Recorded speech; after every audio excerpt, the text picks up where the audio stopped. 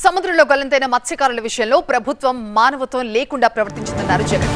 పడవ బోల్తా పడిన రోజు మత్స్యశాఖను సంప్రదించారన్నారు. మెరైన్ సీఐకి మెసేజ్ పెట్టినా స్పందించలేదు అన్నారు. అధికారులు స్పందించుంటే అందరినీ రక్షించేవారన్నారు. బాధిత కుటుంబాలకి ₹1 కోటి పరిహారం ఇవ్వాలంటూ డిమాండ్ చేశారు జగన్. గంగవరం ప్రాంతం నుంచి గంగవరం కోస్ట్ దగ్గర ఘటన జరిగింది అని చెప్పి సమాచారం ఉన్న నేపథ్యంలో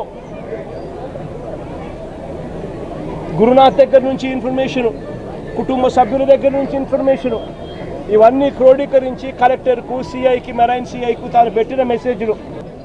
మరోవైపున ఆశ్చర్యకరమైన విషయం ఏమిటి అంటే తప్పు జరిగింది అని ఒప్పుకుంటే ఎక్కడ వీళ్లకు గవర్నమెంట్ తప్పు జరిగింది అని ఒప్పుకున్నట్టు అవుతుందేమో అని చెప్పి ఏకంగా 3 మెంబర్ కమిటీ రిపోర్ట్ ఒక సిట్ వేసినారు. మీకు కనీసం మనిషిని తీసుకొని రాలేకపోయినా కూడా కనీసం మీ కుటుంబానికి తోడుగా మేము ఉంటామమ్మా అని చెప్పి కనీసం 4 మాటలు మాట్లాడలేకపోయారు ఈ మంత్రులు. ఈ ముఖ్యమంత్రి గారు కనీసం ఆ మంత్రులను పంపించేనా కానీ కనీసం ఆ మాటలైనా చెప్పించలేకపోయాడు. ఇది ఈరోజు రాష్ట్రంలో జరుగుతూ ఉన్న పరిస్థితి.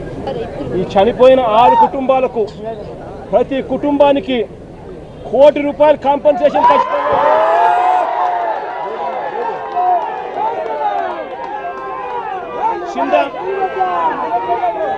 బాధిత కుటుంబంతో కలిపి ఆ ఫిషింగ్ హార్బర్లు ఇవాళ స్కాములు చేస్తూ అమ్ముతున్నారు.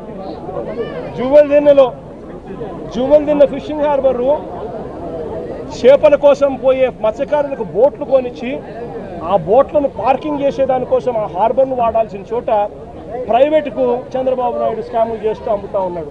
ఆ సిదిరి అప్పలరాజు కొడుకును మర్డర్ కేసులో హోమిసైడ్ సెక్షన్ను పెట్టి ఇరికించాలని ప్రయత్నం చేసింది.